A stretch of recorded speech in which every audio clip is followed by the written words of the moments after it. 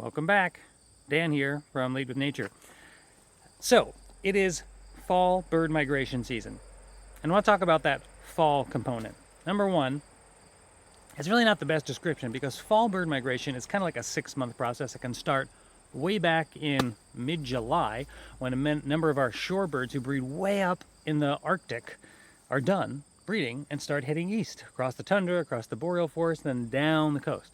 And it can continue all the way until early January when many of our waterfowl, our ducks, are finishing their migration. So it's not just fall. But regardless, here's some good tips to make better connections with birds during fall migration. Number one, let the birds come to you. Fall migration is a relaxed migration. The birds aren't in a hurry to get to a breeding ground, so instead, they will wait for good weather to move. They will wait for the right food. So sitting in places, waiting in places for birds, say the top of a nice summit with a north view is great for South brown hawk migration, or maybe a nice beach chair near a salt marsh or a mud flat, great for shorebird migration.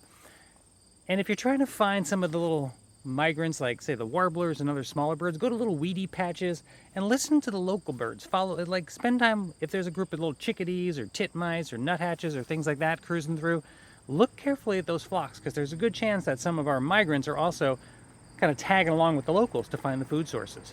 So that's where, yesterday ended up seeing a black-throated green warbler, black and white warbler, etc. So those are my quick tips for tuning into fall bird migration. Hope you use them. Hope you enjoy them. Good bird.